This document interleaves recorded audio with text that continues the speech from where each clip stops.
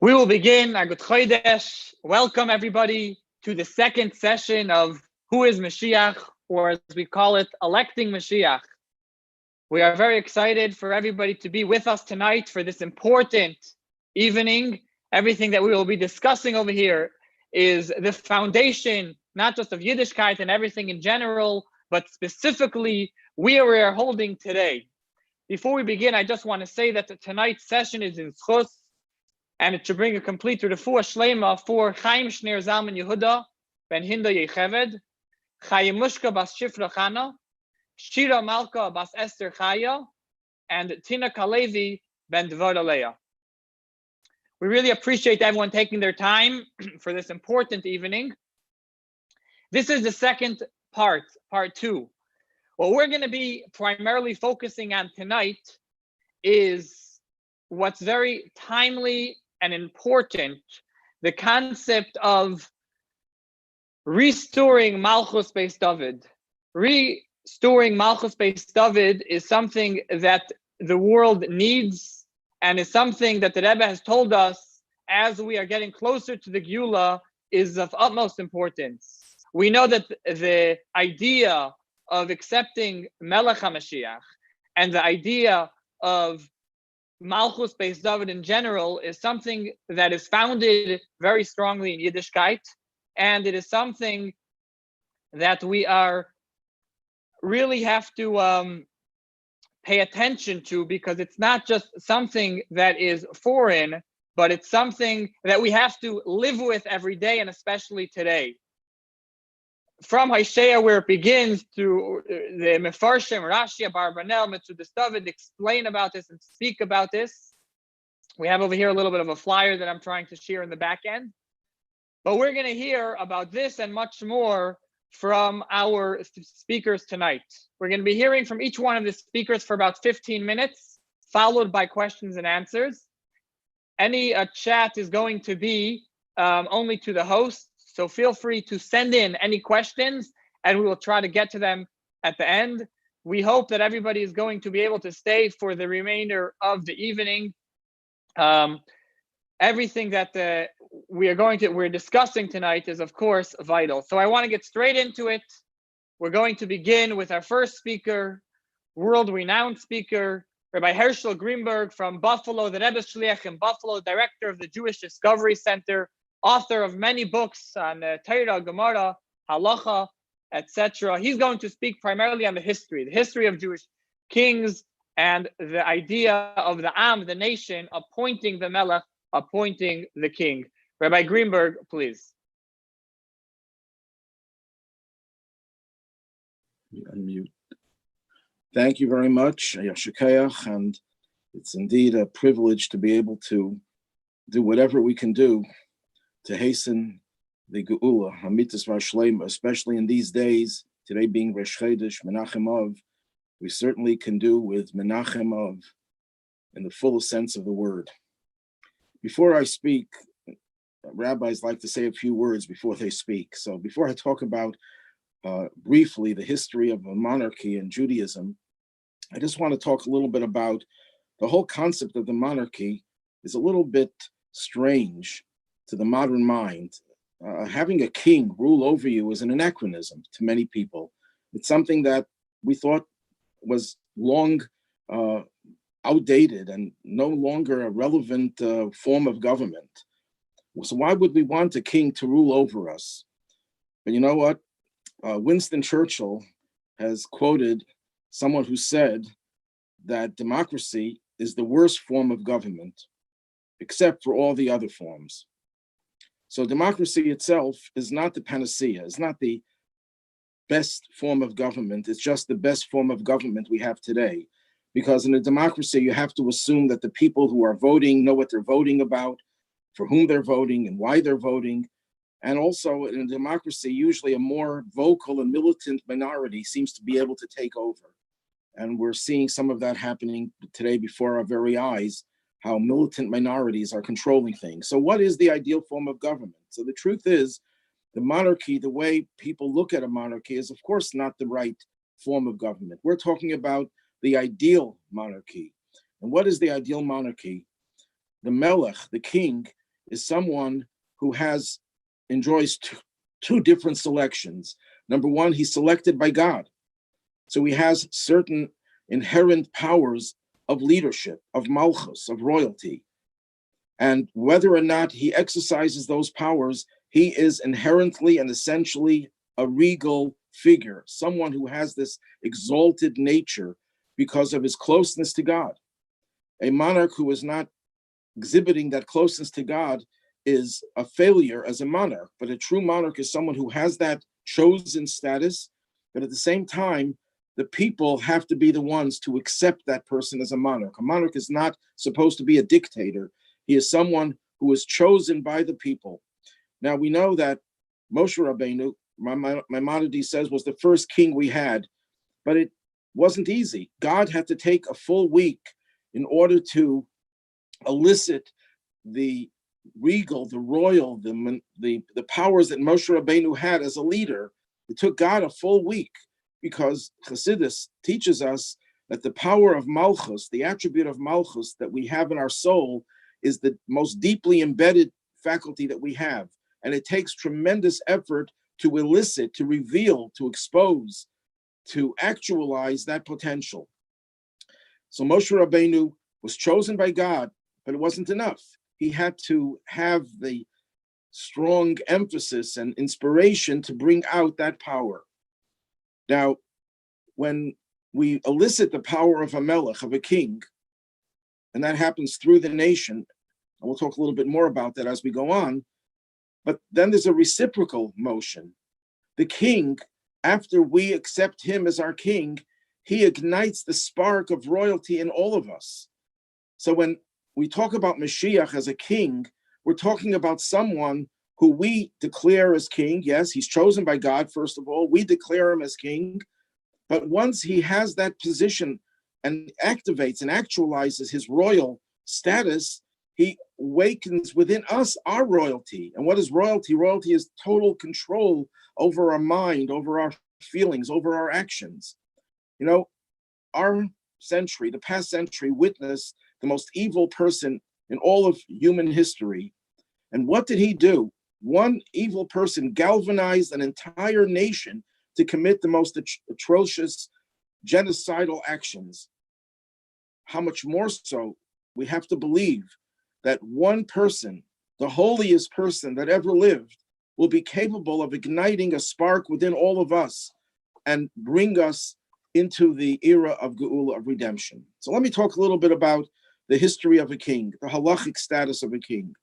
In the Torah, in Deuteronomy, there's a clear, explicit commandment that when you enter into the land of Israel, Seim tasim alecha melech, you shall appoint upon yourself a king.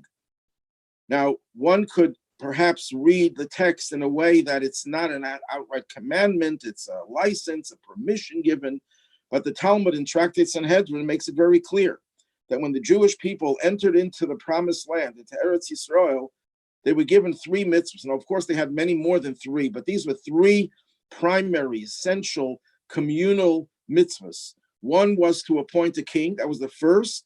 The second was to eliminate the greatest threat to their existence from the wicked nation Amalek. And the third was to build the Beis HaMikdash. These were the 3 primary obligations the Jews had. And one could suggest that all the other mitzvahs that relate to the land of Israel revolve around these 3. But that's for another discussion. So we have an explicit statement in the Talmud that the position of monarchy is not an option, it's not a license, that it's permissible. It is an outright obligation. The Jews were obligated to have a king. And that raises a question. The question is raised by Maimonides himself.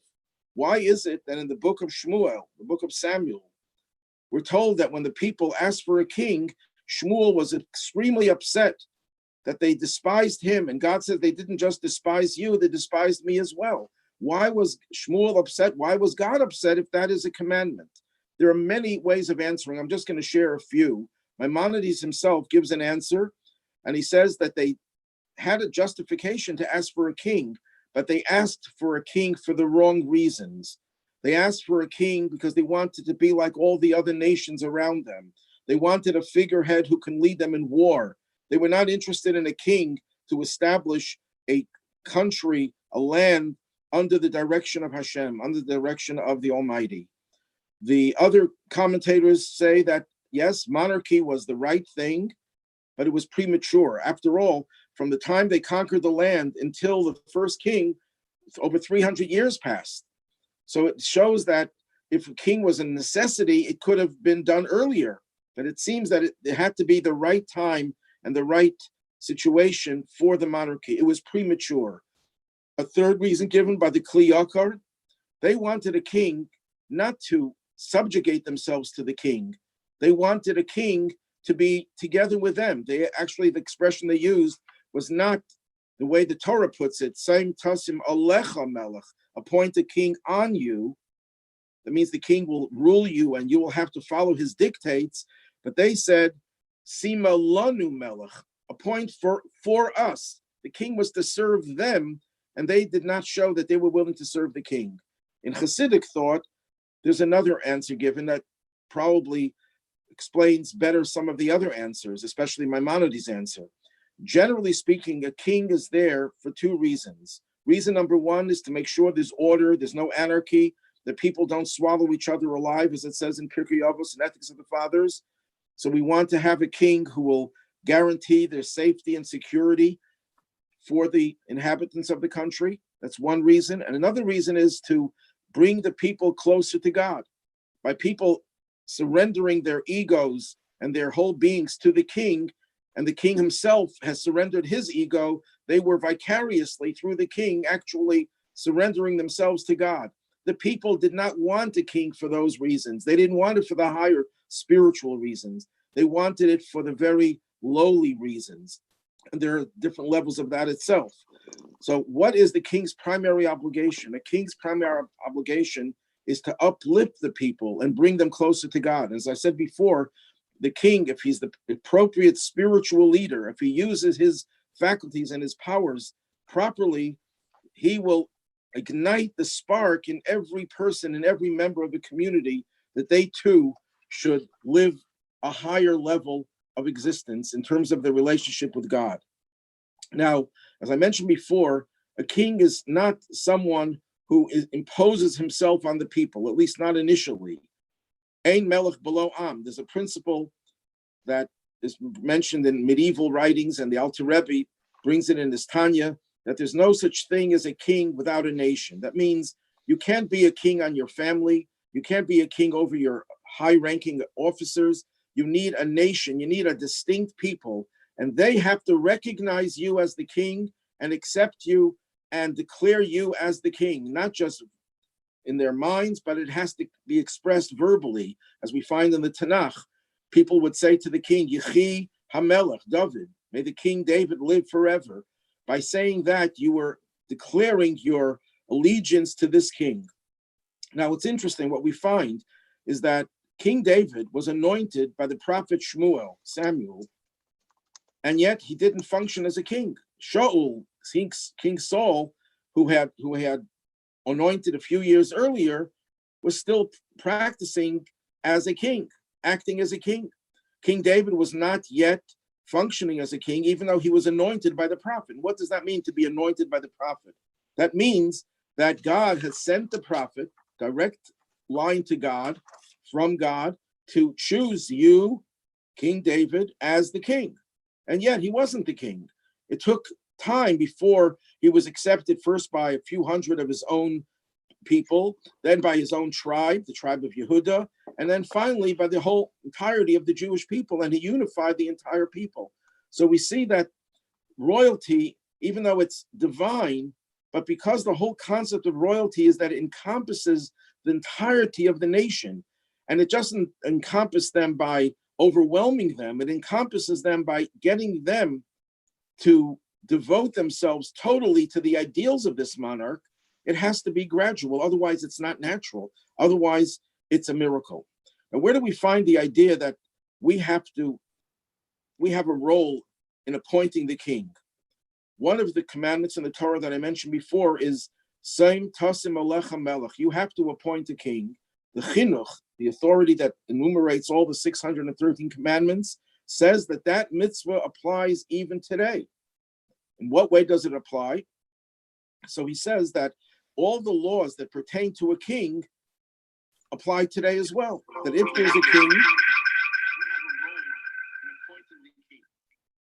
a king, we have to treat him with respect, with reverence. And all the laws restrictions that a king has and the restrictions we have vis-a-vis the king are all in effect today. In other words, we still have a role. If we identify someone as a king, we have an obligation to treat him as a king. And we can't just say, well, let's wait for God to somehow send a prophet and declare someone to be the king. Yes, we know Eliyahu HaNavi comes before Moshiach, at least in one scenario, but it doesn't say that he tells you who Moshiach is. He just announces that Moshiach is coming. So it's possible that we know beforehand who Moshiach is, and we have to accept him. We have to adhere to the principles that apply to the appointment of a king, which the Chinuch says even applies today. Now, how do we apply this today? How are we supposed to find someone and declare that person to be the king? Now, in order to strengthen this question, Maimonides, when he talks about the laws of Mashiach, he starts off by saying that Mashiach is a king will arise, and one of the things that he'll do is to restore the Davidic dynasty. Well, that doesn't make sense if you take it at face value, because if he's a king, then he already restored it. He's already a king. So what does Maimonides mean when he says that he will be a king will arise, and he will restore, he will build the Beis HaMikdash, he will gather in all the Jews, and he will restore the Davidic dynasty. So the obvious understanding of that, and this is how some commentators explain, it's based on the Rebbe's talks, is that it doesn't mean a king who has the legal status of a king initially. It's someone who exhibits the characteristics of a king. What are the characteristics of the king? So the Rambam himself, when he describes the characteristics of Mashiach, explains it's someone who is steeped in Torah, of course, someone who's a descendant of King David, someone who's steeped in Torah knowledge, someone who influences all the Jewish people. He's engaged in getting all the Jewish people to go in its path. He fights, he repairs the breaches, and he fights the wars. The wars are spiritual wars, or even sometimes they could be physical wars. He can fight them physically as King David, or some say it means that he fights them spiritually. At any rate, what the king that we're looking for is someone who exhibits leadership in a way that he has the power, it seems, of a king. If you see a great rabbi, a great tzaddik, no matter how great he is, but he stays by himself, he doesn't influence others. But if you have someone who can galvanize thousands and tens of thousands of people to send them on a mission to change the world, and he cares for every single Jew, and he even works on influencing non-Jews to keep their 7 Noahide commandments, then we see a leader who identifies himself as a leader and is starting to do the things that Mashiach has to do. So when we see someone like that, that obligates us to treat him the way we would treat a king, and to get him to become more and more active as a king.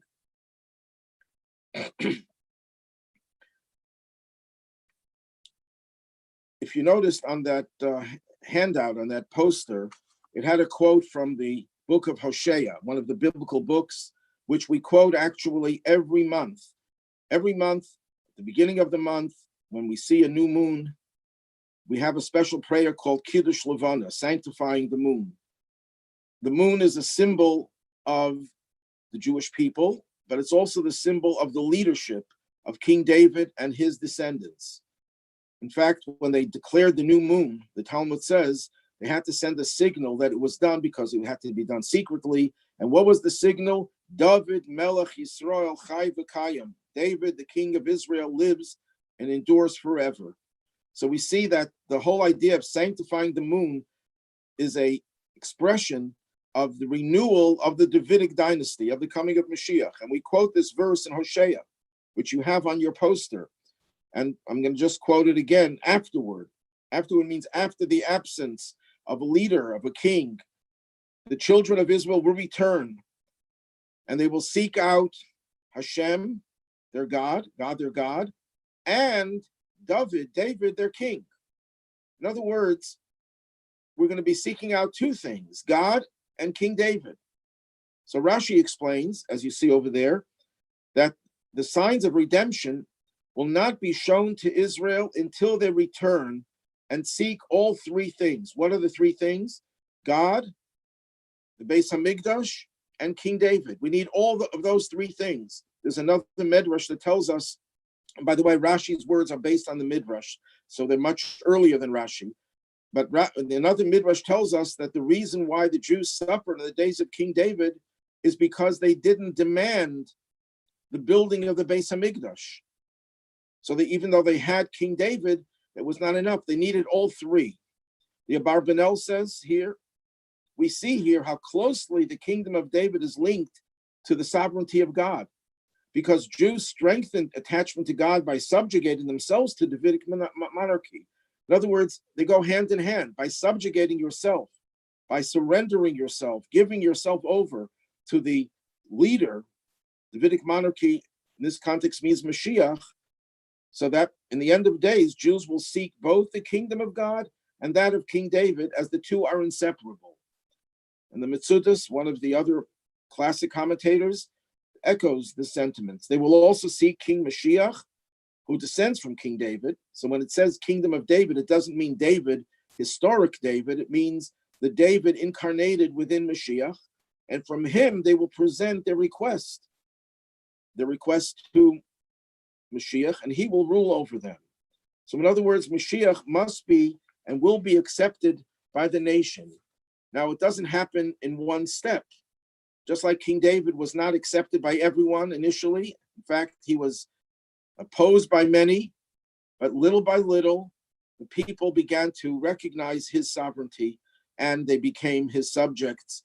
And that was the beginning of the process that the Rambam says was the first Moshiach, King David, and that will lead us inexorably to the final Mashiach. Now, how do we show our acceptance of a king? Okay, we know there's a king, we identify the king, we seek him and we find him. So what do we do now? Do we have to do anything that's different than what we did in the past? And the answer is yes and no. The yes is, yes, there is something that we do. We verbalize, we vocalize our expression of acceptance of the king's power and the king's authority over us. And that is done in the traditional way by saying the words, Yechi HaMelech, may the king live long. And the Rebbe explained that, what does that mean when the person says Yechi HaMelech? I mean, it's just a saying? No, it's more than a saying, because since a king is not a king without a nation, whenever we say the words Yechi HaMelech, we proclaim the king as a king, we help to give life to the king. Not life, physical life only. We give him the life of a king. We have the key to that power. The nation has the key to the power. If we want Mashiach to reveal himself, yes, God can do it without us. The Gemara says that is a scenario that Mashiach can come even if we're all guilty and we're not righteous at all. Chas v'shalom, God forbid that Mashiach would come in spite of us. The Rebbe says that will never happen. Mashiach will come because of us. But when we declare our allegiance to Mashiach and we say Yechi HaMelech or any other saying, the Rebbe said when we cry out Ad Masai, we cry out to Hashem, how much longer do we have to endure this exile? That's our way of saying we don't want the exile, we want Mashiach to reveal himself. That's true if Mashiach would just be a king like any other righteous king. The nation has the power to actualize and elicit his power as a king. The Rebbe says it's much stronger with Mashiach. The dependence on the nation is much more pronounced when it comes to Mashiach. And why is that? Because there's a Hasidic teaching quoted by Rab Nachum of Chernobyl in the name of the Baal Shem Tov, that every one of us has a spark of Mashiach in us. So when we declare Mashiach as our king, since we ourselves have a spark of Mashiach, that is what gives Mashiach the power to activate his own potential, because as we said before, the potential of leadership, and especially of the ultimate leadership, is so deeply embedded. It's the most deep-rooted part of our soul. It needs a tremendous amount of effort to reveal that, because Mashiach on his own is the most humble of people. And on his own, he would never want to be a leader, just like Moshe Rabbeinu would not want to be a leader.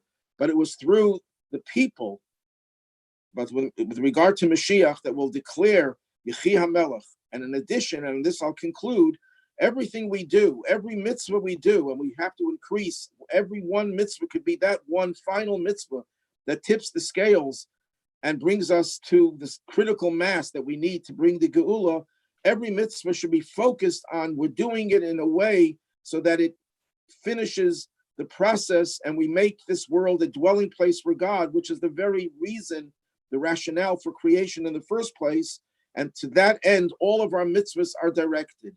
We should focus on that, and together with the declaration that we want Mashiach to come and we don't want him to be delayed.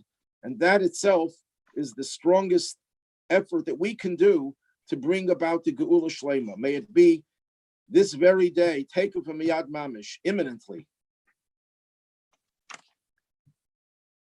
Amen. Thank you very much, Rabbi Greenberg. We really appreciate that in depth and in detail history of not just Mashiach in general, but specifically where we see in the Nevi'im, in the prophets, and in the other Midrashim from Rashi and Abarbanel, etc., from the sources where we have the concept of the King Mashiach, the Melech HaMoshiach.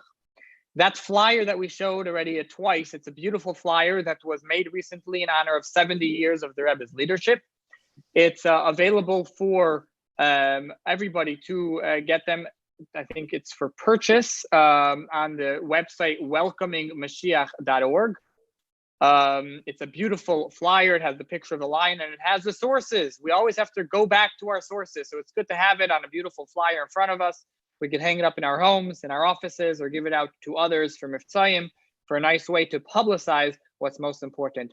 I'll also make mention that on the side in the chat box, there is a few links that was posted, important links of different things associated with what we are speaking tonight, all different links from the website welcomingmashiach.org. So now that we got the history of the sources, it's time to move to the next step. The next step is, if we want the Melech HaMoshiach, if we want the King Mashiach, we have to try to figure out, how do we know who it is? So the fundamental first way, of course, how we know who Melech HaMoshiach is, we turn to the Rebbe and we look at what the Rebbe has told us. So I would like to ask Rabbi Gershon Avtzon, the Rosh Yeshiva of Yeshivas Lubavitch, Cincinnati, who's well known for his devotion to the topics of Mashiach, compiled quite a few svarim on that itself. Everybody tonight is, all the speakers have in-depth knowledge in the areas of Mashiach.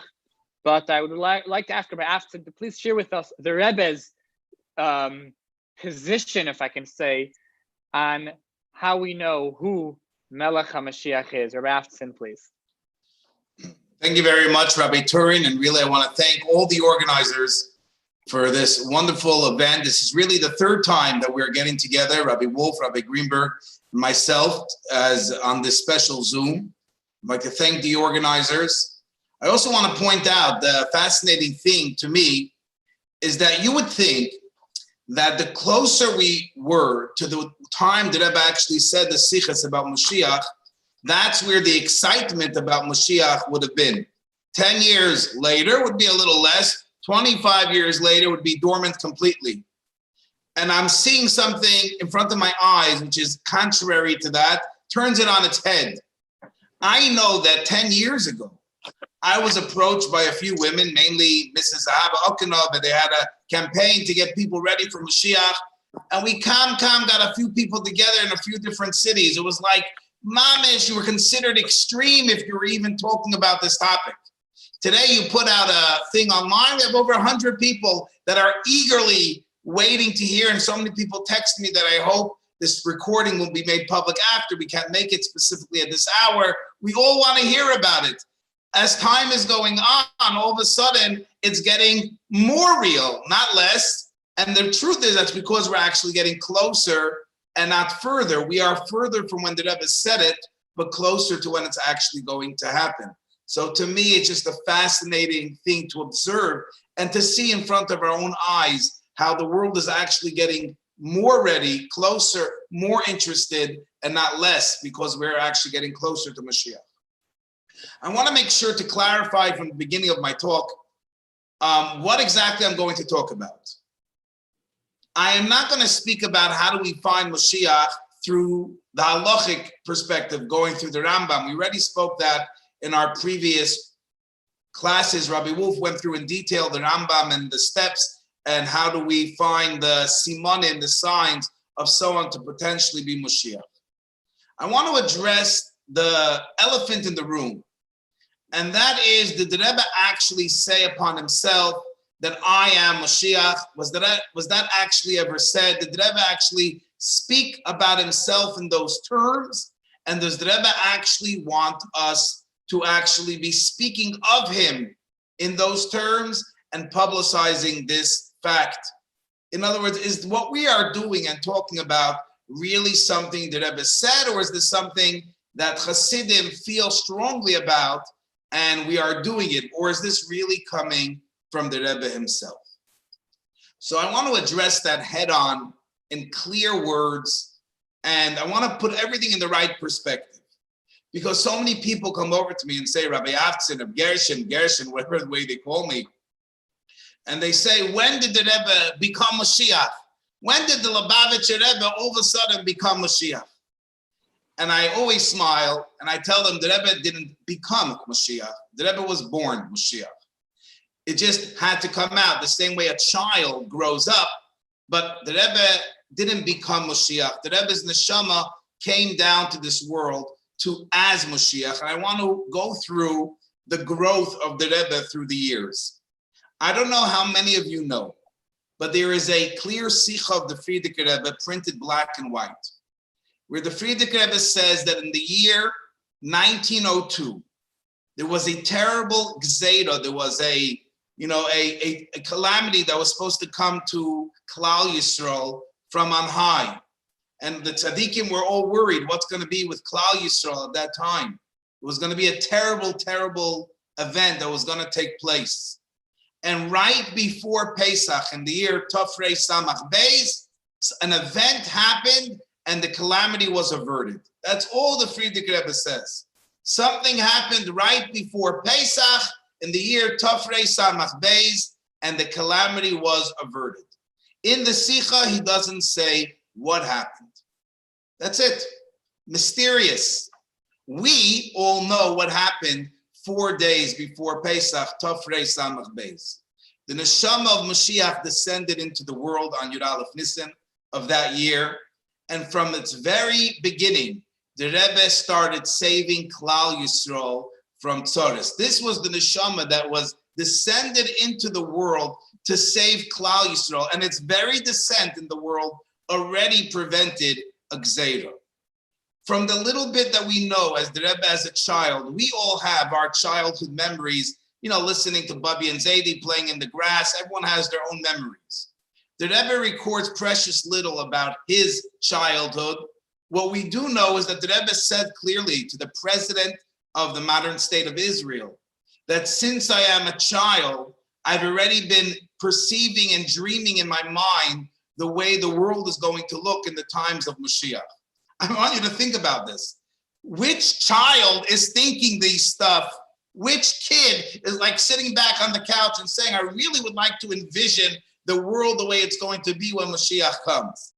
Definitely not a child in 1905, in the middle of, we're about to go through the world wars and things. What is going on? Because this is not a child that's dreaming about Moshiach. This is a child who has the neshama of Moshiach inside of him, pumping in his body. So automatically the brain of this child, the heart of this child, that's the vision that this child has. This child, on the day that he's born, his father gets telegrams from a Rebbe hundreds of miles away in Lubavitch saying, this child got to be raised very different. This is not a regular child. There's a whole list of telegrams and instructions how to raise this neshama that came down, because the Rebbe Rashab in Lubavitch knew what descended, and he pushed literally from the Rebbe as a young child, because the Rebbetzin was older than the Rebbe. We know that the Rebbe Rashab pushed the Frierdiker Rebbe when the Rebbe was a little baby. We have to make a shidduch with Reb Leivik. We have to make a shidduch with Reb Leivik. As a matter of fact, right by the chasana of the Rebbe, the Frierdiker Rebbe sent a telegram to a chassid that he should go to the oil of the Rebbe Rashab in Rostov and say that the Rebbe's ratzon was neskayim. The shidduch happened. This didn't just happen to be a cousin, a distant cousin, a shneerson married a distant cousin. This was the Rebbe Rashab saw the neshama come down and said, uh-oh, this is coming right back to the family. This is the Nasi of Dor HaShvi. I can go on and on, but let's fast forward. The Rebbe's chasana. All of a sudden, that's when the Frierdiker Rebbe, once again, he makes this huge chasana. The Frierdiker Rebbe is so poor, and he makes this huge wedding fit for a king. Not any other daughter of the Frierdiker Rebbe had such a wedding. Why is that? How does he make such a wedding? What right? What was behind it? Well, we know the Sikha, the Rebbe asked the same question of how Avraham Avinu was able to spend all his money on a shidduch for his daughter, for his son Yitzchak. And the Rebbe says, when it's negea to the etzem, if this is who you are and this continues, you give it all you got.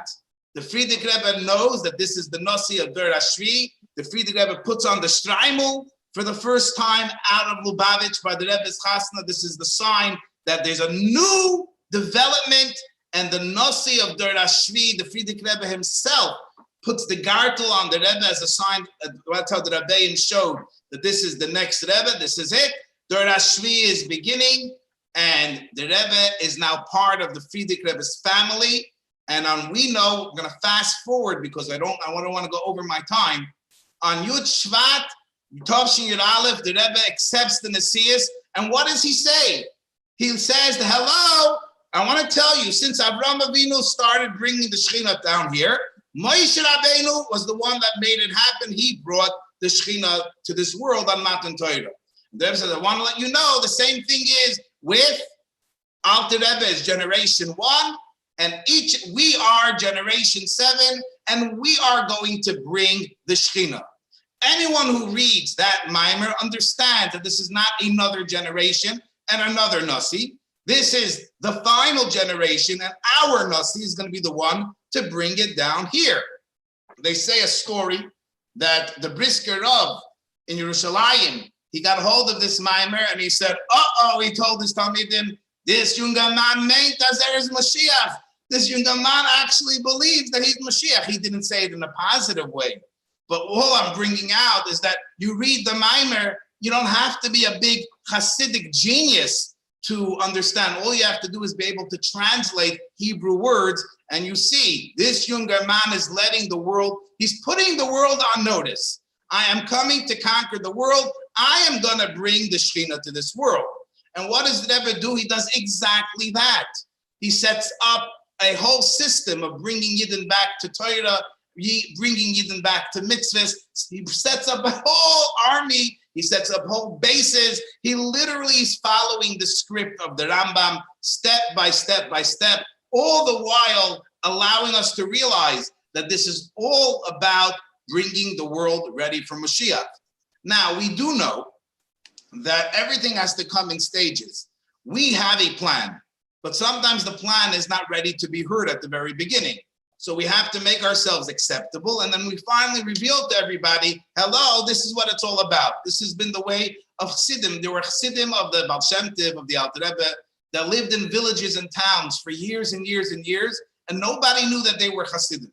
It took 10 years until they started teaching Chassidus without Chassidus, just slowly getting through to people, and finally they made the big unveiling and said, you think that this is coming from Shamayim? This is all the Torah of the Baal Shem Tov. This is all the Torah of the Alter Rebbe, and that brought people closer and closer to Chassidus.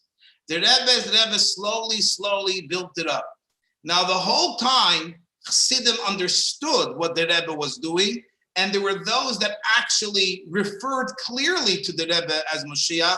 My Zayder and Meir Avtzon Olav Shalom. He was in Detroit since the early 50s, and he was telling people the Rebbe is Moshiach. When people said, how can he say that? This is crazy. Someone went to the Rebbe Moshe Dubinsky, and said that the Shluchim in Detroit want you to explicitly tell Meir Avtzon to stop these Wilderei. And the Rebbe said, what should I do? He actually means it be'emes. So there were chassidim throughout the years that were always referring to the Rebbe as Moshiach, but it was private. It wasn't public. The Rebbe did not allow the public campaign. And when Rabbi Volpes, wrote to the Rebbe, why is he so upset about the publicity as the Rebbe as Moshiach? Isn't it MS, and something that's MS you shouldn't be afraid to tell? The Rebbe said, not everything you say has to be MS, but not every MS has to be said. For example, the Rebbe wrote to him, is the first thing you're going to tell someone when you meet him, when he comes into a Beis Chabad, is that if you drive on Shabbos, you're chiyuv skila. You're going to get killed by Beis Din. It's true, that's the halacha. If you're Mechalel Shabbos, you get killed. Is that the first thing you're going to tell somebody? No, so you have to get the person involved. So obviously the Rebbe was preparing us to, preparing the world, laying the groundwork for the great unveiling of what Lubavitch is all about. He told it to us on the first day, but the Rebbe was preparing the groundwork. And all of a sudden, we find that in the later years, especially after the Rebbe said, I'm giving it over to you, the job to bring Moshiach, especially from Chavches Nisan and on, something dramatically changes. The Rebbe starts referring, and not just referring in speech, in writing and in public siches that the Rebbe edits. The Rebbe starts referring to the Frierdiker Rebbe as Melech HaMoshiach. You start reading the siches, and I can quote you, and I truly, truly encourage each and every one of you to get hold of the Sefer B'sura Sagula, whether it's in Hebrew or in English. The English one was translated by our very own Rabbi Greenberg, actually. These are siches that the Rebbe edited all about Moshiach, and they say that when the Rebbe printed the Tanya, so Reb Zushimani, Levi Yitzchak Barditchev said, how did he take such a great Eibishter and put it in such a small book? I say, how did we take the whole Moshiach and put it into the small book? But this book has the answers to all questions about Moshiach. I can quote to you, but I don't have the time. Literally, time and time and time, the Rebbe starts referring to the Frierdiker Rebbe as Moshiach. And people said, wow, that's a big change, that the Rebbe is referring to Nesiderenu, Moshiach Shebederenu, Moshiach Shebeder, Moshiach Tzidkenu. All of a sudden, this becomes the way the Rebbe refers to the Frierdiker Rebbe. And then on Tazriya Mitzoira Tovshin and Aleph, the Rebbe lets loose another bomb. And the Rebbe says, you should know, the Rebbe uses the word, V'anan Chasidim, we should know a Gemara. What Gemara should all the Chasidim know? The Rebbe says, this Gemara, all Chasidim have to know. What Gemara do all Chasidim have to know? The Rebbe says that there's a Gemara in Sanhedrin, that the Gemara says that the Talmidim of Shiloh they found a pasuk to prove that Shiloh is the name of Moshiach. The Talmidim of the Rosh Yeshiva Yanai found a pasuk to say that their Rebbe is Moshiach.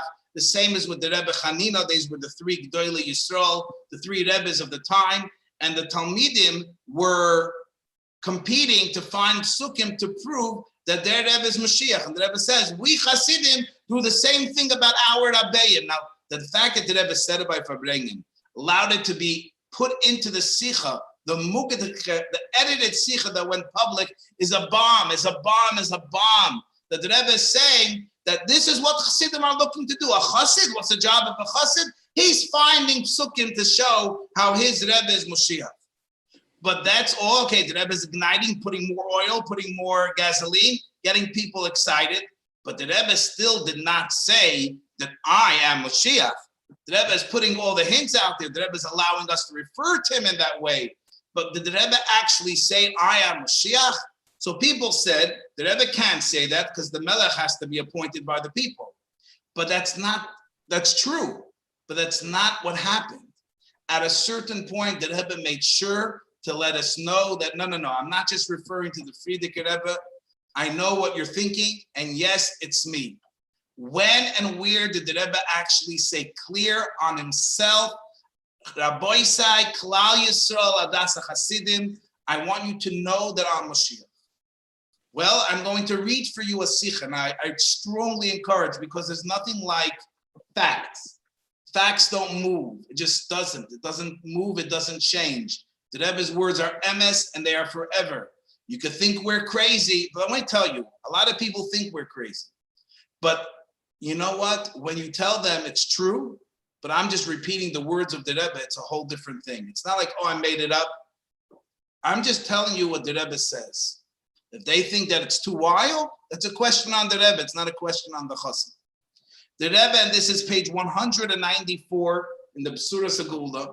It's a Sikha of Mishpatim Tavshin and Beis. It was a crazy week that week. That's when Russia and America decided to get together to make a treaty to disarm the nuclear warheads and to focus more on agriculture. And the Rebbe was very busy that week to ensure that it actually happened. You know, that this plan of making the world peace, of taking swords into plowshares, actually happened.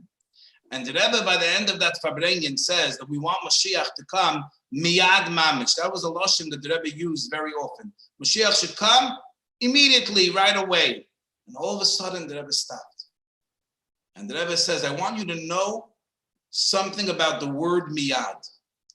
That the word miyad, Hasidim always used to say that miyad is connected to the Yom Tov of Shavuos, because Moshe Rabbeinu gave the Torah on Shavuos, Yisrael Baal Shem Tov passed away on Shavuos, and David HaMelech passed away on Shavuos. The word miyad.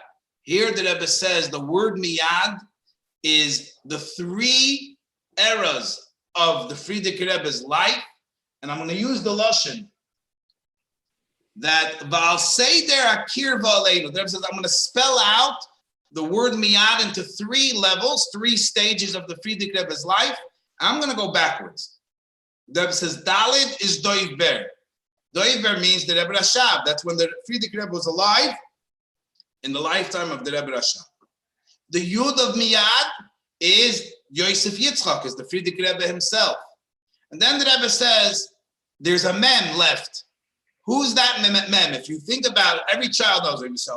There's a chair magid there, Alter Rebbe. You go through the Rebbe Rashab, der Frierdiker Rebbe. Who's the mem? So the Rebbe didn't even just say, I'll leave it to you, your imagination. The Rebbe didn't even say that it's Menachem, his name. The Rebbe says the mem that comes after Yosef Yitzchak and Doiver is Moshiach Shemenachem Shmoy. Now, anyone that knows anything about the history of Chabad, who is that Menachem, who the Rebbe refers to as Moshiach Shemenachem Shmoy, which is a direct link to Yosef Yitzchak and Doiver, that is the Rebbe saying on himself, yes, I, Menachem, the Rebbe used that lashon when he said, I'm going to take down the Israeli government. I, Mem Shin, will take down the Israeli government at a certain point. But I, Menachem, who is Mashiach, that is me. And this is one of those clearest parts where the Rebbe didn't just encourage it on a porch. The Rebbe didn't just encourage it, in writing. That the Rebbe publicly publicized this fact that yes, anyone that wants to know who's Moshiach, his name is Menachem. He's a direct hemshich of Yosef Yitzchak, who's a direct hemshich of Doiver. So therefore, this is what the Rebbe said. Any chassid who believes a word of the Rebbe knows that every word of the Rebbe is emes and everlasting, and it's our job to stand with that emes, be proud of that emes, and let the world know the truth that we all know, that we were zoiche, that our generation, the seventh generation, has a Nasi whose name is Menachem, who is Melech HaMoshiach. Thank you so much, Rabbi Avtzon. It is amazing how in that short amount of time you were able to go through it from the beginning all the way, literally through the history of it. It's pretty special. It's a lot. The proof that you brought in the end of the Sikha from Mishpatim, the proof that you brought at the end of the Sikha of Mishpatim was just pretty amazing. That's the proof that I like the best. Out of all the proofs, there's quite a few times the Rebbe says Nasi Adar Mashiach, but there are different things. But this one, where you have the miyad, Doiver, Yosef Yitzchak, and then the Rebbe doesn't even say Menachem. The Rebbe says Mashiach, Menachem Shmai, as you emphasize so clearly, is just as clear as it gets. I want to remind everybody that on the side we have the links where you can find lots of material, including what we're speaking about tonight. And I would highly suggest you can copy it and paste it on your own phone or computer, because as soon as the Zoom is over, the links all disappear together with the rest of the Zoom. So we'll post it again shortly, but I would suggest you take a moment to copy paste any of those links in the chat box. Once we have everything that we said, starting from what Rabbi Greenberg spoke about, the history, where we have this concept of King Moshiach, continuing to Rabbi Avtzon spoke about a great detail where the Rebbe himself, we see clearly, not just allows, but speaks how he is Moshiach.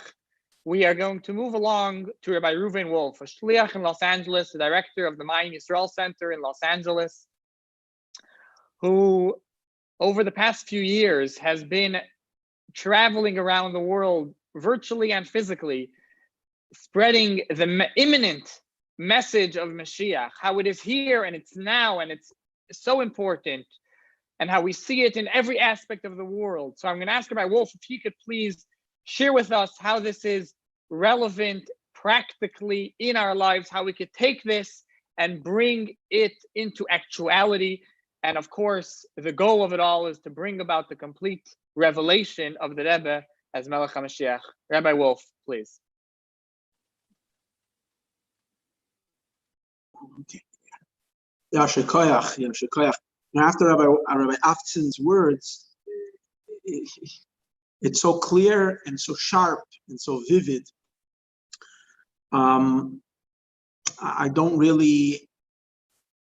I feel like my words might, I don't want to say detract, but take away from that clarity. The clarity was so sharp, it's so clear, because, so what can I contribute?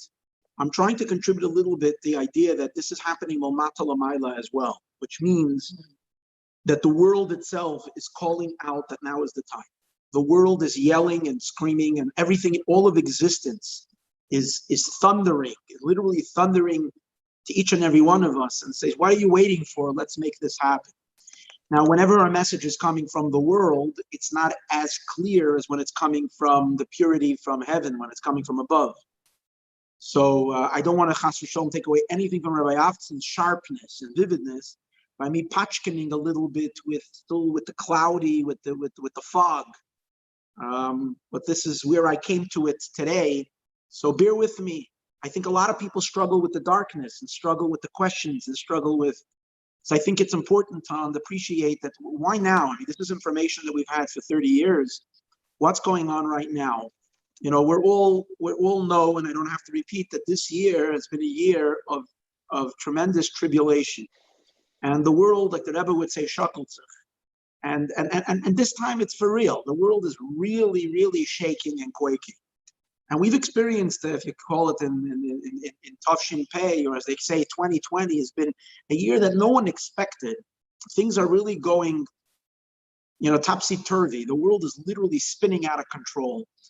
And obviously I'm talking about Corona, which has not let go yet in terms of its ferocious grip that it gripped the entire world. I'm talking also about the national instability, the social unrest that's going on, which wasn't just mentally, it was actually perpetrated in a very physical way with all the rioting and the protests and all that.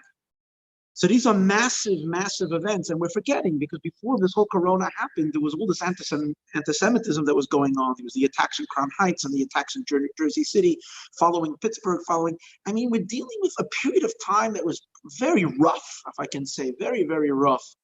And Jews are scared. Jews are uncomfortable. We really don't know what to do. And I'm getting from all directions, what should be done? Yidden or Yidden? See, as Jews, we all recognize that when something is happening, the root of it is spiritual. And when we need to fix something, we have to do a spiritual repair, not just a physical repair. It's not just about making sure you're healthy and social distance and wash your hands and take a lot of zinc and boost your immune system and do whatever we can to get our schools back open so kids can go to school. Of course, all these things we have to do, because we live in the world, and we have to take precautions and be healthy and do what we need to do, our status. That is of course, but as Yidden, we're all aware that the Iker, when we see such unrest, that there's a spiritual element over here. So I've been getting calls from my community, from people like one person was trying to reach out to me for a while, if I will join in the call that because people are wearing masks and they're covering their mouth, that means that we have to be more careful in what we speak. And therefore we should take upon ourselves a certain hour in the day that we watch what we're talking. And that's that's beautiful. It's for sure. I mean, a Yid has to be careful with what we talk. And this is definitely a sign that everybody's covering our mouth. We have to improve in that. You know, people have been saying we have to stop talking it by davening. Our shuls, since they shut down the shuls, we need to make sure that when we go back to shul, that we don't talk during davening, of course. And then people were saying that because the weddings have been, over the top, people were going into debt and so on and so forth, so we should cut down on the weddings, make them a little more modest, so people, right? Yeah, agree with that. And so many other types of it. And the general notion is that tshuva, utfila, utzedakah, mavir nesraya hagezera. That has been always the response of Judaism to every bad gezerah that's happening. But my question over here is this really the message? Is it really a time when there is a bad gezerah and mavirin? If the situation is calling for mavirin nesraya hagezera, or perhaps it's a different story now. We're dealing with Migoila Legeula, from exile to redemption.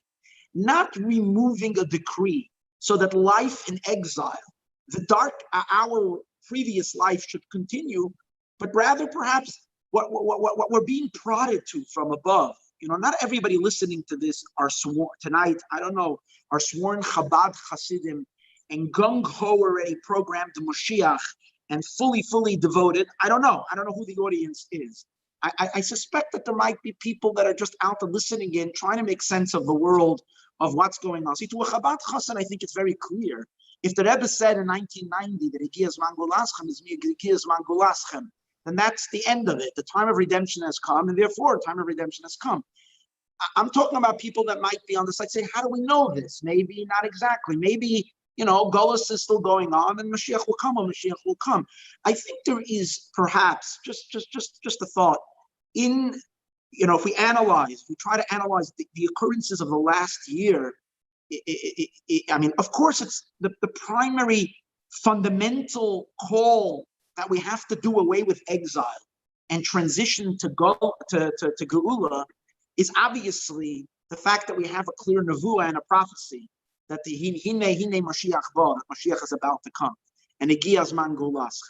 I don't have any other convincing argument as strong as the word of a Navi, and that has to obviously be the fundamental basis. But what I am saying is that also from a more rational kind of a thinking, I think it becomes pretty clear in terms of, if this was just about the Eibishter calling the Jewish people to improve in various different observances that we should improve, then I think three things. Number one, why is it so global? Does anybody remember such events that are hitting the entire world, literally everywhere? No matter where you go across all the continents, you'll find people masked, faces masked. And that is so insane. That is so not normal. Everybody is worried about the same thing, about this corona, about this illness, about the sickness. And then that's number one, the fact that it is so global, it's so powerful. If Hashem wants us just to not, as Yidden, when we should be more careful with Shmiras Haloshen or something like that. It's like, I used to hear on the news, on the radio, there used to be someone who would say a Chinese proverb, if your friend has a fly on the head, don't take a hatchet to remove the fly. The most you do is take a fly swapper or a little napkin. The fact that the Eibishter took out this hatchet and banged and suddenly suspended the life as we know it for all of the entire world is definitely telling us in very clear words that that something big, something major is about to happen. Something needs to happen. The other idea is the fact that there are the consecutiveness, if we can call it the consecutive variations of big disruptive events. Meaning it's not just that there was COVID. It was that immediately after that, before we just barely beginning to get a grip, and cities like New York and the East Coast was beginning to kind of catch their breath, and suddenly the looting and the rioting that again gripped the entire nation in a way that we haven't seen. And again, it's not only in the United States that we see such civil unrest. It's in many places in the world, whether Hong Kong, whether Iran, whether there is a certain extremism that's picking up, and countries are being divided and being pitted against each other. It almost feels like we're at the brink of civil war, whether in the physical sense or at least politically. It's something that we've never seen. It's really that the world's a tinderbox, just a tiny little spark, and the whole thing can go up in flames. We're seeing this and we're witnessing. So again, it's the fact that it's so global. Number two is the consecutiveness of it. Number three, it's interesting.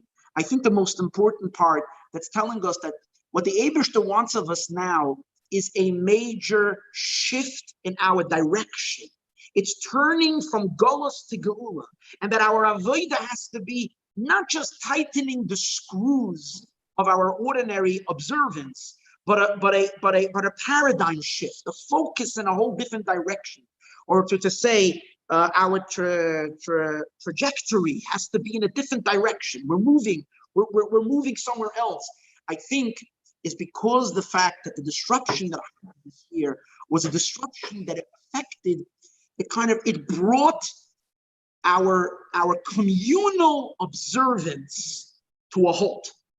It didn't stop Yiddishkeit, because if it's Moshiach, then it's not going to stop Yiddishkeit. Moshiach is not going to chas v'sholem interrupt the observance of a Jew. Moshiach is here to enhance the observance of Torah and mitzvahs, to increase limud Torah, to increase mitzvah observance. But if you think about it, mitzvah observance and Torah and all this was not diminished. In a sense, perhaps even increased through all the Zoom classes and so on and so forth. What was disrupted was our institutional system that we're been systemized. Now that, which means the schools, which means the shuls, which means the social life, all that came to an end. That element of Judaism is an institution that is set up in a way that is adapted in the time of Golus. What I mean by that is that the fact that our shul is the center of Judaism, of our communal life, that's not in the time of Geula. In the time of Geula, we have a Beis Hamikdash that's the center of Judaism. The fact that there is a rabbi and there is a community and the authority is from the rabbinic leaders, that too is something that happened with the time primarily when after the destruction of the Beis Hamikdash, there was the institution of Yavne, the Chachamim. Now, of course, there was always the Chachamim and the Sanhedrin were always huge amongst the Jewish people, but there was a system as well of a Melech, of a king, of a monarchy, and so on and so forth. That element completely dissolved, and we went just through the idea of a rabbinic authority over the Jewish people. That element kind of was weakened in the sense that you don't have the rabbis anymore teaching face-to-face in shul. You have, of course, we found ways to connect through shiurim and so on and so forth. But the institutionalized Judaism and the fact that there was no davening with minyan and it came to a complete suspension, I think is very, very telling. It's telling that what you have now and what you've been continuing now, okay, pause, take a step back. We need to shift. We need to change. Something else has to come into place. And I think the fact as well that the storm is not going away. You know, sometimes you have especially in the summer, you have the midday thunderstorms. The clouds come rolling, there's a couple of thunder and lightning, and there's a shower, and everybody gets wet, and then the sun is out again. This situation that's going on now is very stubborn. It's very stubborn. We thought we're over. Okay, the nastiness of the corona of the thing was swept over our communities. Nebach, so many people died and so many were ill, and that kind of like went over. But the effects, especially the disruption that it has, is not going away because government rules and so on and so forth are not allowing it maybe because the danger, I'm not getting into the political element behind it, medical and so on and so forth, but the fact is that those who thought that this will quickly pass and then we'll go back to business as usual. We're going to go back to normative Judaism as we've always had it, back to our shuls, back to our yeshivas. That, at least as it is till now, is not happening. By us in California, we thought we're going back. They canceled shuls again, and they're telling us that in fall there isn't any schools. The storm is lingering, and basically, again, this is just a thought. I am sharing what I'm feeling or what I'm sensing very deeply, and what makes sense to me is that the Eibishter is telling us all, don't forget about it. We're not going back because we're not meant to go back. We're meant to focus on a new focus. And what is the focus? The focus is now it's time to turn to Giyulah. We have to turn to the redemption. We need to focus all of our energies as the Jewish people to bring about the coming of Moshiach. Now, what should we do to bring about the coming of Moshiach? Of course, there is the increase of Torah mitzvahs. That always do another mitzvah to bring Moshiach. That's true. But more than the regular increase of Torah mitzvahs, the Eibishter wants something. What does the Eibishter want? What is that, in a sense, quantum leap? What is that shift that should happen? I mean, we can argue and we can say, perhaps everybody should make aliyah. Perhaps Golus is telling us we've overwhelmed our stay in exile. We're also sensing all this anti-Semitism and so on. Maybe it's time. A lot of people are calling. Jews should make massive aliyah. It's time for us to all vacate all the countries that we're in and go to Eretz Yisrael. That's part of Mashiach. When Mashiach comes, the Yidden are going to live in Eretz Yisrael. There's kibbutz galuyos. Perhaps time has come that we should arm ourselves. The Jewish people should be strong. We should all have AK, whatever, and be ready. Because you know what? Time has come for Jews to take control over their safety instead of us being, as they said, sheep to the slaughter. Maybe we should become militarily strong, and there are those that are calling for that. Jews better arm themselves. You got to be strong, and so on and so forth.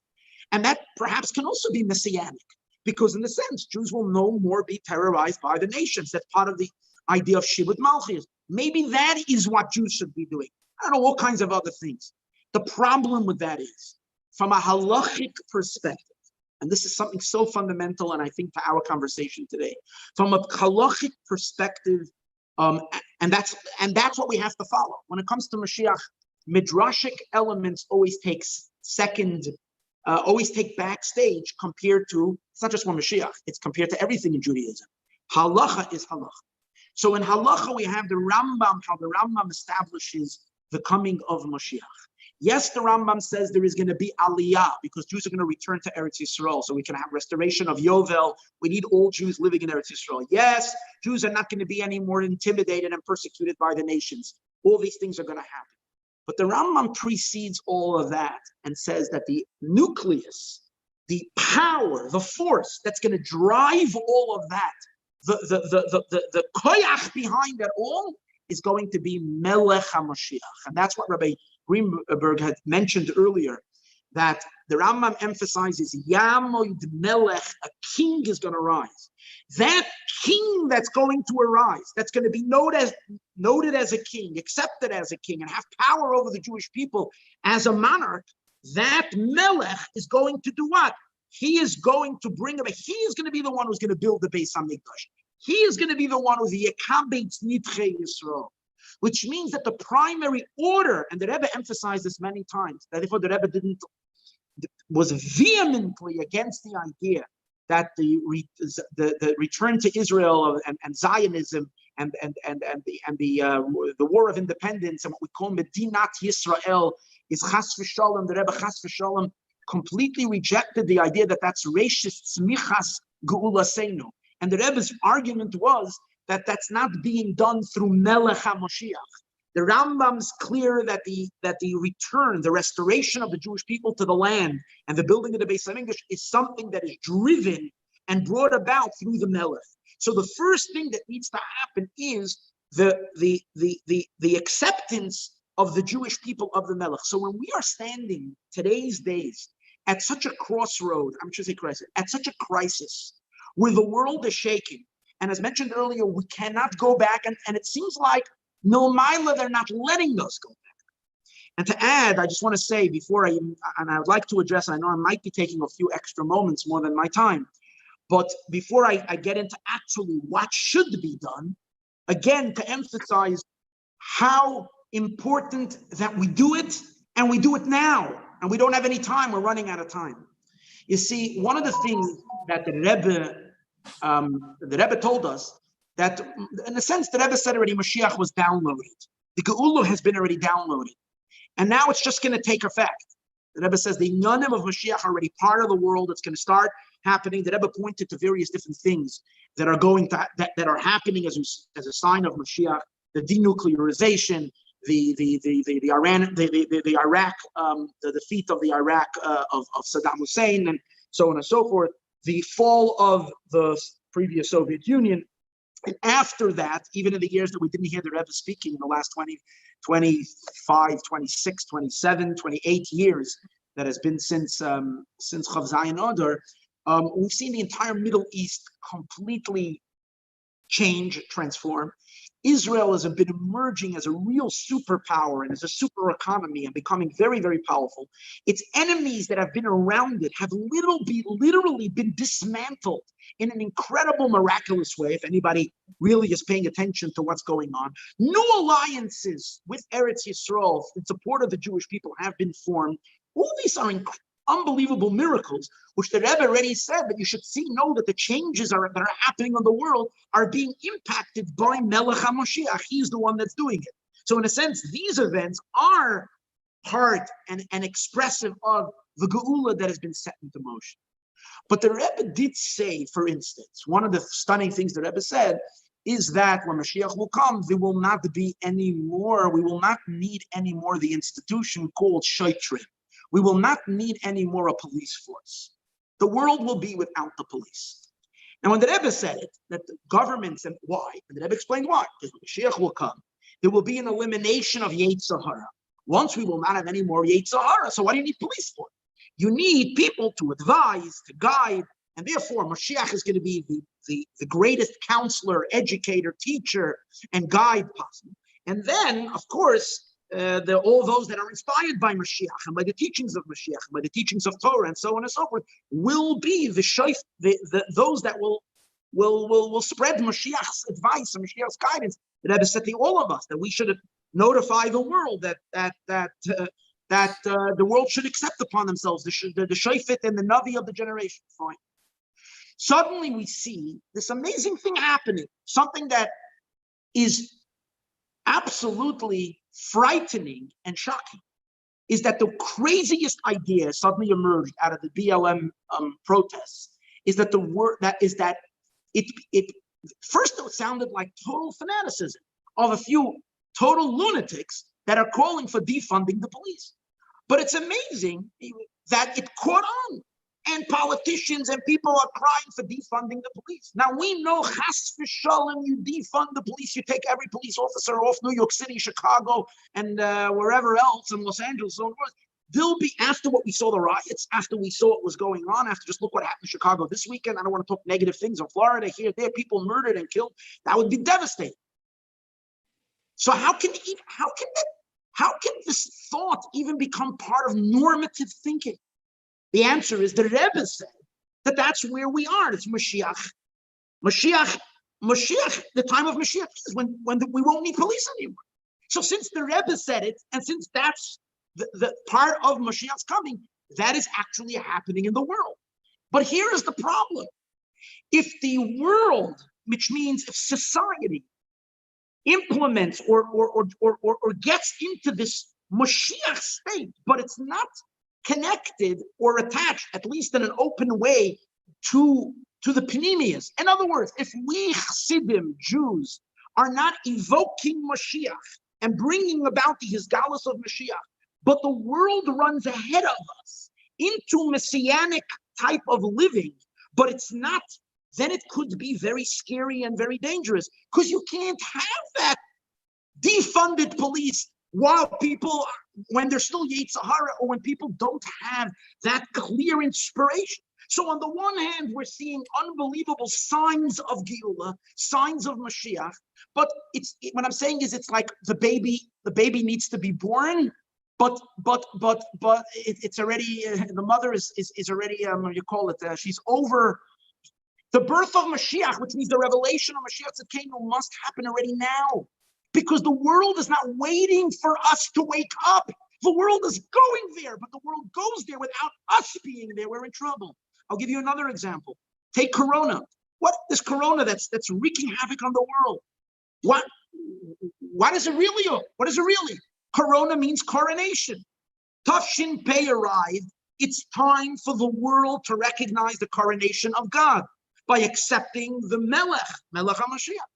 But if we're not declaring him, if we're shy, if we're uncomfortable, if we're whatever reason asleep and totally intimidated by doing it, so the world is going into coronation, but because it's not being facilitated in the proper channels, what are we seeing? We see a world gripped by something called Corona or COVID-19, which discussed many times, is also related very much to Malchus Beis David, but it's not in a positive, cohesive, godly, open way. It's what we call an alma discasia. It's in the concealed world, and from there it's present and not in the revealed open manner. So I believe that at this time the world is running ahead of us, and we need to start catching up. And the moment we catch up with it, all this will be turned into what it really is, and that is ach toiv v'chesed, and beauty and godliness and all the light of Yom HaMoshiach.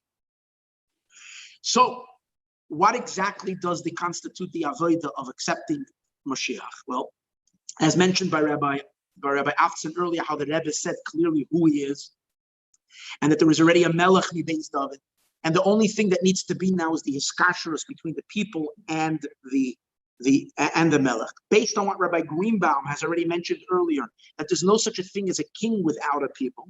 What that means is that now the time has come for the people to accept Melech HaMoshiach.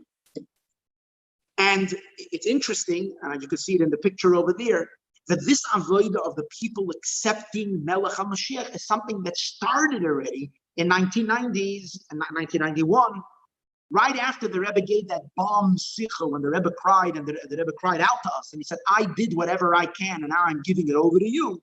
The campaign started. It started slowly, but people dared to do things that till now everybody was afraid to do, and that is to openly and without hiding, in a very open, explicit way, declare publicly the Rebbe as Moshiach, and to accept upon themselves, in a way of a massive acceptance, the Rebbe's Malchus. And they started bringing, as you can see, women were bringing signatures. Men were doing signatures. And the amazing thing, and this is undeniable, every time these signatures were given to the Rebbe answered. There's a whole list of that. The Rebbe answered, Shu Aschein, Shu Aschein. I'm not saying exactly each time exactly these words. Vazman Garama, the time has come, and it should continue, and it should be B'Haisafa. And the Rebbe said, Goyrem Nachas Ruach. This is Goyrem, this causes great Nachas Ruach. The Rebbe was driving it. The Rebbe was encouraging it. And every Shabbos, if the momentum perhaps was not strong enough, the Rebbe poured kerosene on it to flare it up. And this was at a time when everybody knew, and when the word, it was out, and the Rebbe knew very well, it's out on the street, people saying Lubavitchers are declaring the Rebbe Moshiach, and there were those who were saying that it's very, very dangerous and it's going to hurt Chabad. Then why? The Rebbe knows how, let's just say, fanatical and how devoted his Hasidim are.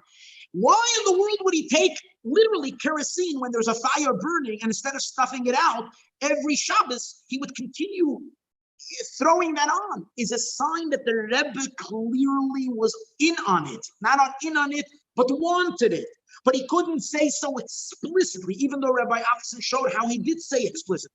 But he couldn't say explicitly, Chevra, accept me as a Melech HaMoshiach, do that, because that's something that the king cannot do. That's something that must come from the people. Ein Melech B'loi Am. The people need to evoke in the king the desire to be a Melech.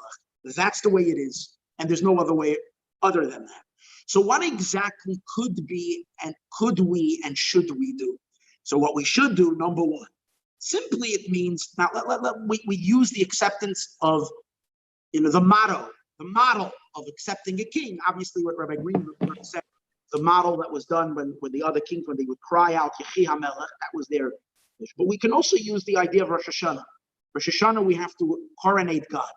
And the way we coronate God, number one, it's communal. It's not just private.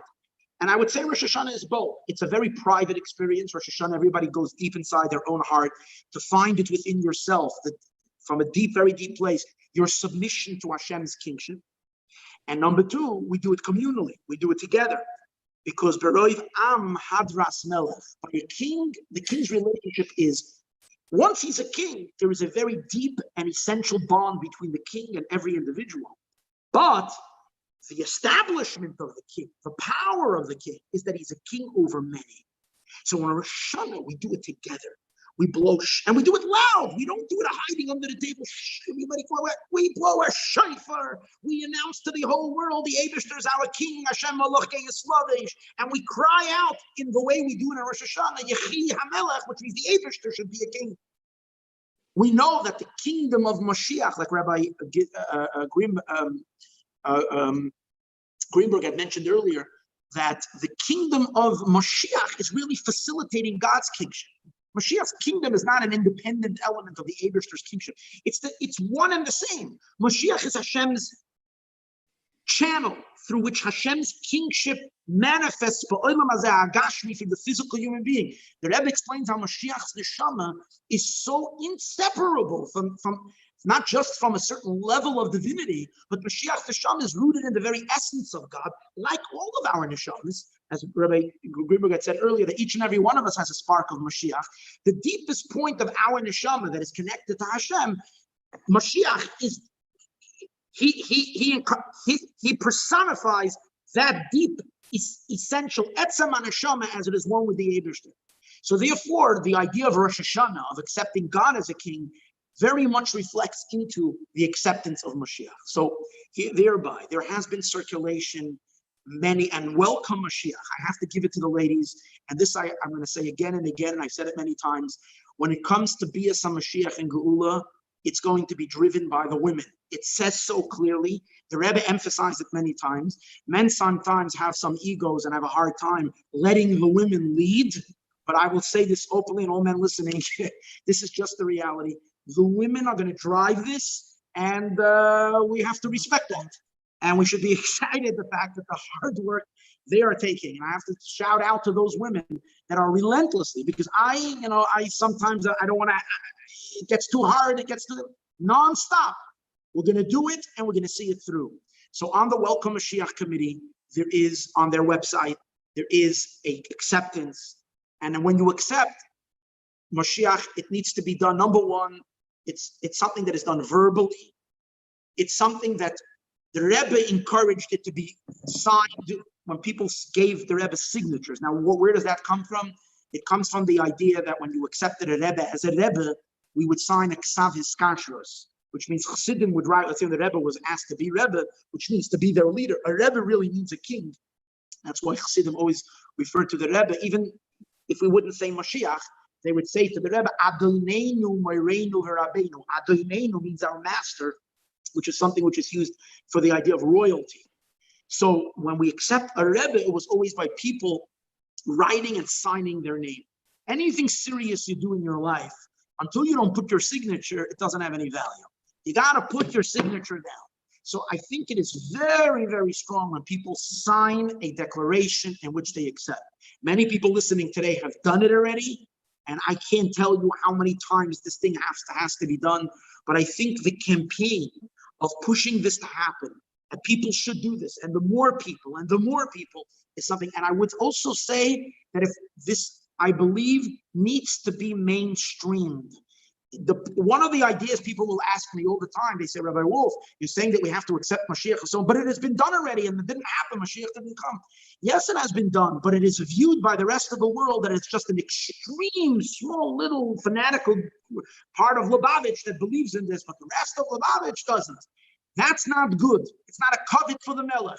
It has to be streamline. It has to become more and more mainstream. Now, are we going to wait till everybody acknowledges it, that everybody's part? That's not our cheshbon. If that needs to happen, it's going to happen. But we need to get the ball rolling. And that is that this needs to be something that is done. It is done b'kavadig. It is done in a strong, it is done in an elegant way, in a smart way. But anybody that can have a chelik and be part of the hafatza, of spreading this and getting people to accept. Now, what does it mean to accept? Accept the Melech means, number one, is that you're deeply surrendering yourself to the king. Number two, you're accepting upon yourself to follow his orders. That's what it is. So it's not just a joke. It's not, I'm signing something. It means I'm going to try to be the best devoted chassid and subject of Melech HaMoshiach, which means that when Moshiach asks us to do things, let's say in the 9 days, the Rebbe asked us, certain things should be done. We should make siyumim. We should learn about Hilchos Beis Hamikdash. These are things that are not just suggestions. Once you're accepting upon yourself the malchus of Moshiach, it's not a suggestion. It's something that becomes a decree that you have to do it. That's a deep commitment. But we do it joyfully because we know that's where our heart is. That's where our soul is. That we intrinsically want to have more to say, but I don't want to hold up the time. Maybe from the questions, we'll be able to what's it called again?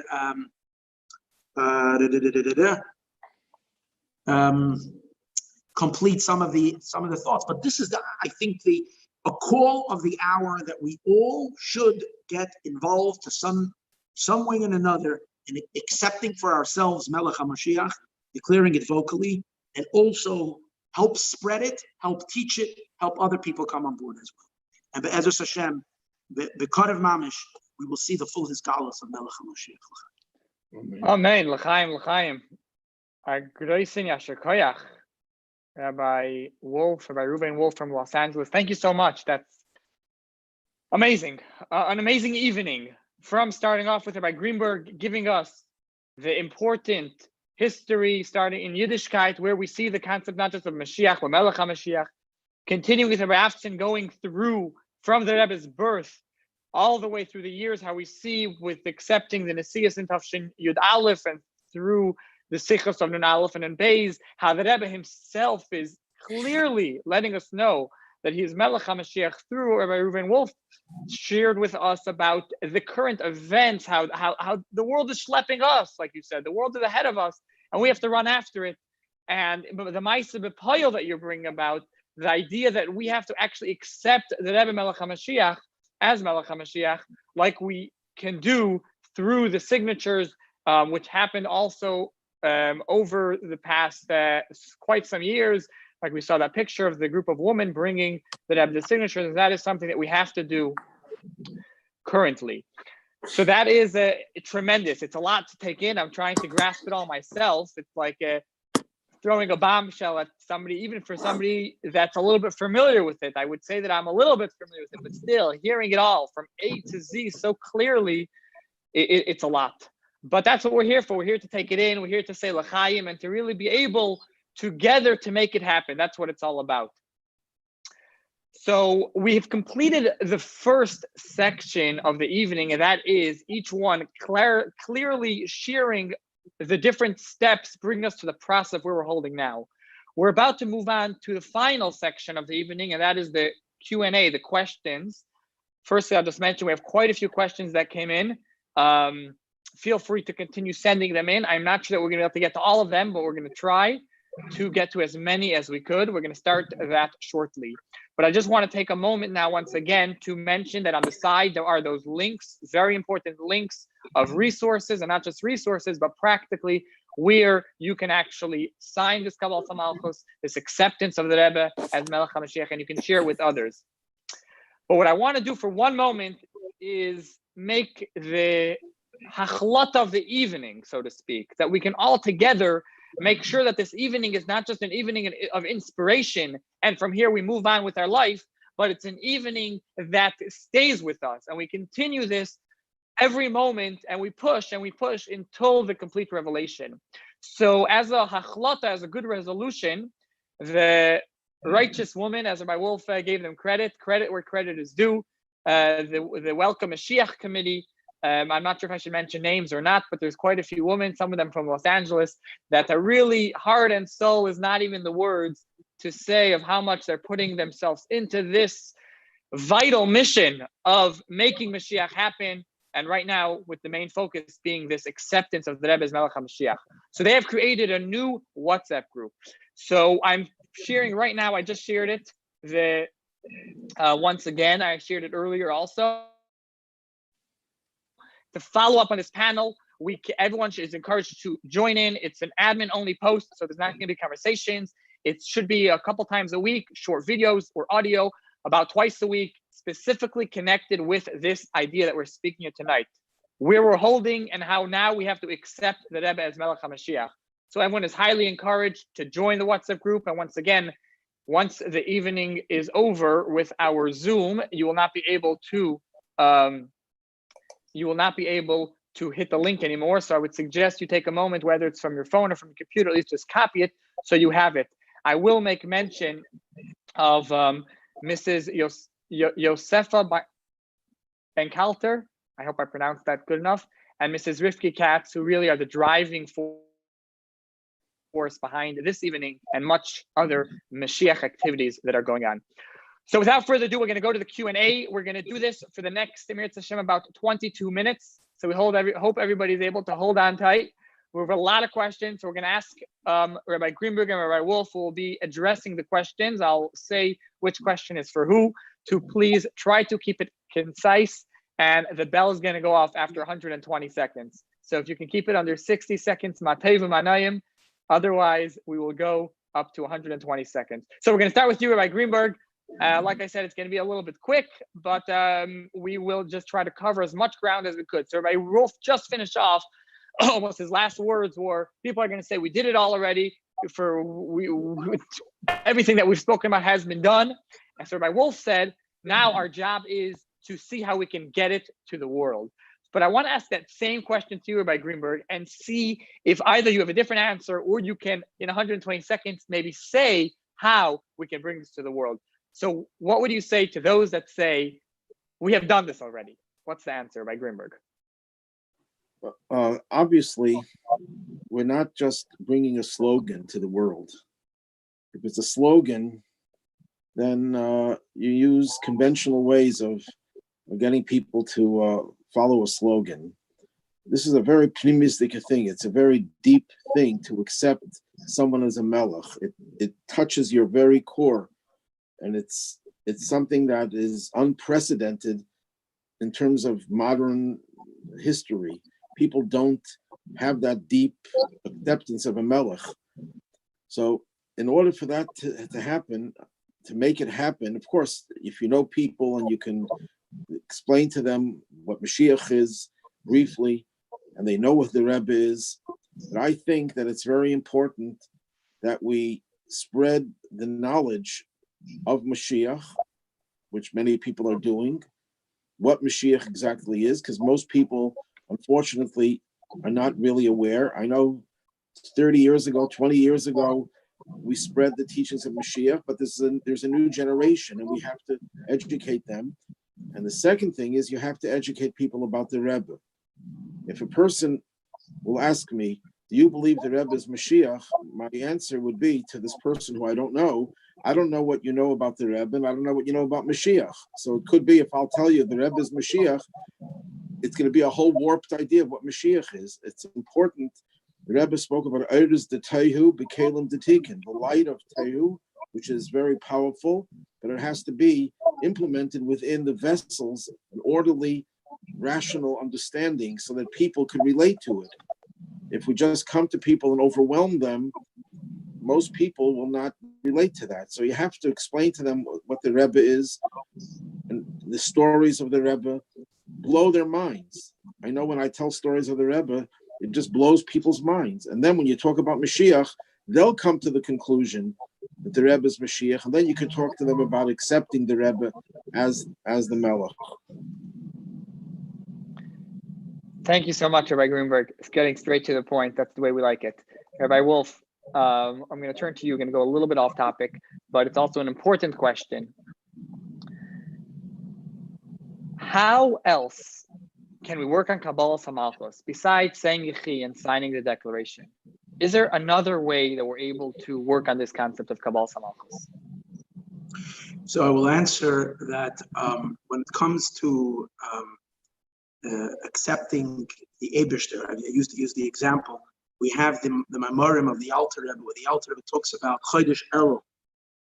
And the Alter Rebbe says, when Melech HaMoshiach, the king goes out in the field. And where the Lashon over there is that Kol Ha'am Yotzeh, that the whole people go out, Lahagbul Pnei Panav Basad. Everybody goes out to greet. And it's interesting, there's the same words like the Rebbe used, Kabbalas Pnei Moshiach. But the Alter Rebbe is talking about going out to greet the king Basada regarding the Eibishter and Chodesh Elul. So what does it mean to be Makabel the Eibishter, the Chodesh Elul?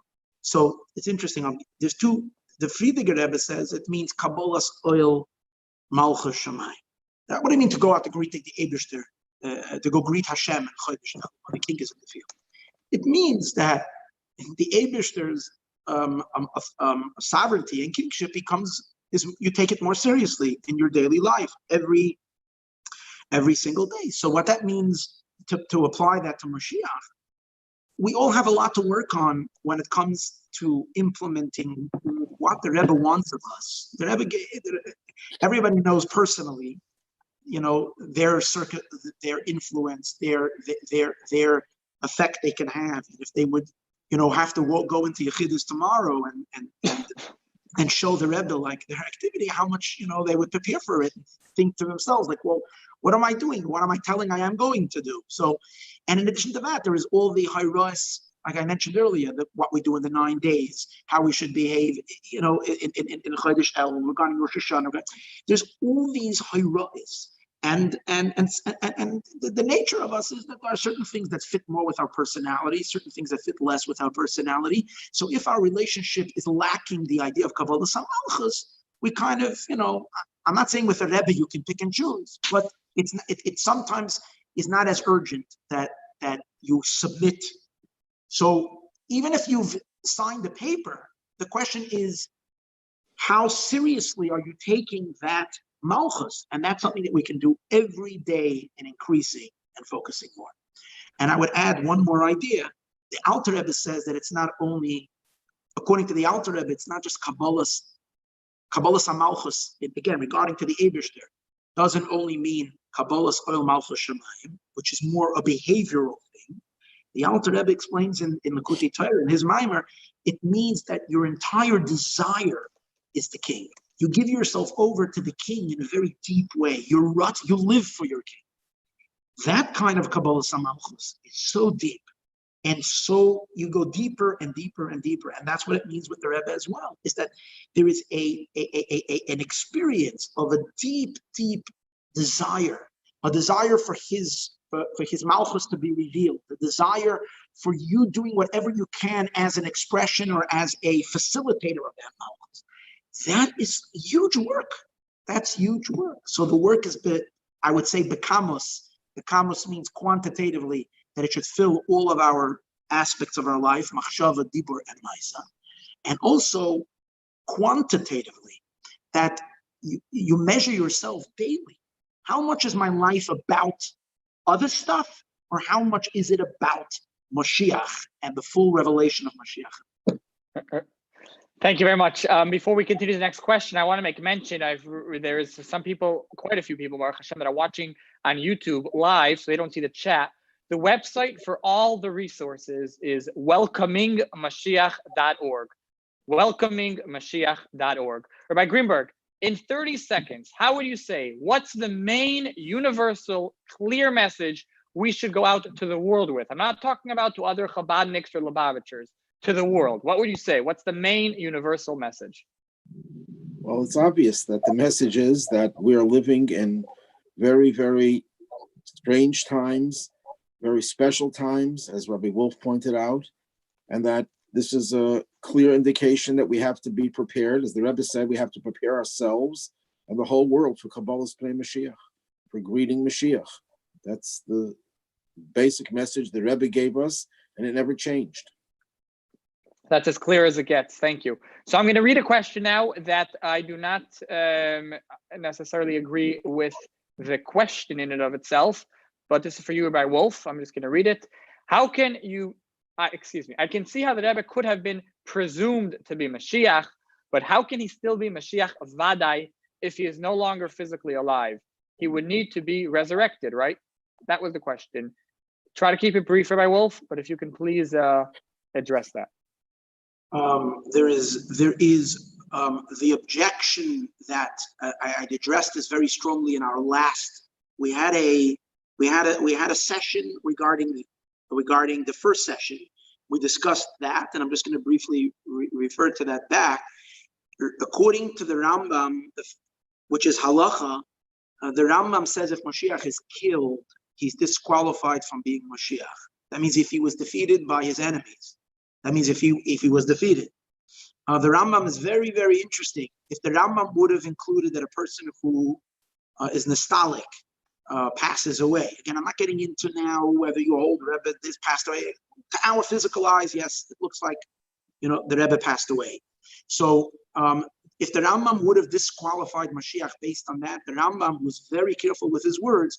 Should have used one word, and that is in Yamos, the Yadua that it's not him. Rambam does not say that, and the Rambam says only if he was killed. So the Cheskas Mashiach is not taken away by the idea that Gimel Tammuz happened. Okay, that's from a halachic perspective, and it's not just that we don't have any proof that it is. The fact that the Rambam does not use that word, and that word would have included Chas v'Shalom killed as well, and the Rambam chooses dafka to narrow it down to in the Herag, is a clear indication that the Cheskas Mashiach does not go away by that. Number two, in Medrash it says clearly that the way Moshiach, and again, it's not halacha, but in Medrash it says clearly that the way Moshiach does come is that he's nigla, he's revealed, the nichse, he's concealed, the chayzer v'nigla, and he's revealed again. The Rebbe himself questions if the Rambam, in one of the ha'aris, I think in Chelik Tes, or Chelik Ches, I'm not exactly sure where that is with that ha'ara, but the Rebbe questions if this idea that Mashiach is revealed, concealed, and revealed again is something that the Rambam could agree with. And the Rebbe proves that since the Rambam held Bar Kochva was Mashiach, since Bar Kochva was a period of time that he was hidden. So the Rebbe clearly addresses that Mashiach, even after he reveals himself, does not necessarily stand in a state of revelation the entire time.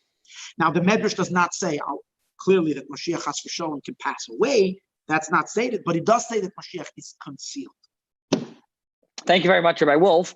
I will just say that firstly, we're not here to address that topic of the Rebbe being alive or not being alive physically, etc. But that's an important topic as the Rebbe as a siyadar. But we'll leave that for a different night. But in the question, the person specifically used the words Mashiach Vadai. Now, I don't know if they were being precise or not, and it's not my place here to share my understanding or viewpoints. But Rabbi Wolf or Rabbi Greenberg, if what I'm about to say you disagree with, please speak up. But what I'm going to say is that my understanding is in Rambam, there is two stages in Melech HaMoshiach. The first stage is what we call Cheskas Mashiach, and the second stage is what we call Mashiach Vadai. And our understanding is that the Rebbe has it fits the criteria for that first stage of Cheskas Mashiach. Now, that doesn't mean that he's not Vadai Mashiach, which in Hebrew means for sure Mashiach.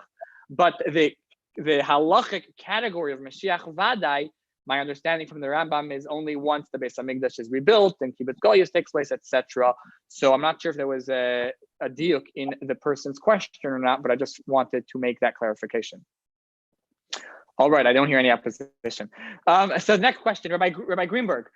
The Rebbe has said that we have completed polishing the buttons. Is there any final event that you would say we could point to that marks the completion of the polishing the buttons? The Rebbe said clearly we finished polishing the buttons. No, I'm saying was there... Oh, sorry, go ahead. But I'll just share a little anecdote. I went to buy a kapata a few years ago, and I was going to speak at the Kinnis HaShluchim, and I was just absorbed in thinking what I was going to talk about. So I'm walking out of the store, and the salesman says to me, "You should tighten the buttons." He meant on the kapata, and I thought that he was telling me what to talk about at the kilos. So I did speak. I just want to clarify the question. The person who wrote the question knows that we completed polishing the buttons. I don't know. I'm not aware of any. But that's why I'm saying. That's why I'm saying that even after polishing the buttons, sometimes the buttons can get loose. So we have to tighten. But was there an event that the Rebbe ever alluded to that is the completion? I don't know, Russia falling or any event that you would say that was the buttons being polished?